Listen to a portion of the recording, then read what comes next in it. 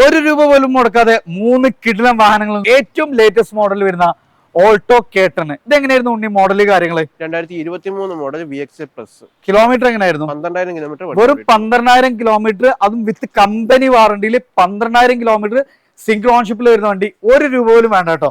അടുത്ത ഒരു mileage performance കാര്യങ്ങളെല്ലാം നോക്കുന്നവർക്ക് Maruti Suzuki Ciaz diesel variant വീടുകയാണ്. അത്യാവശ്യം ഫീച്ചേഴ്സ് ഉണ്ട്.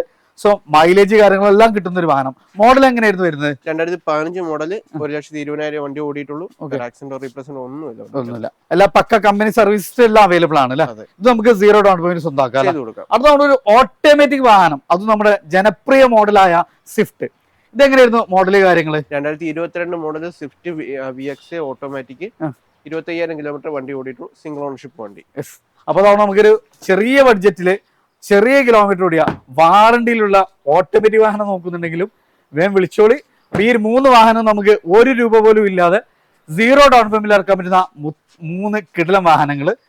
അപ്പോൾ നമ്പർ കാര്യങ്ങളെല്ലാം കൊടുത്തിട്ടുണ്ട്. ഇത് ലൊക്കേറ്റ് ചെയ്യുന്നത് കൊല്ലം ജില്ലയിലെ കൊട്ടാരക്കര കാറൻ ബൈക്കിലാണ്.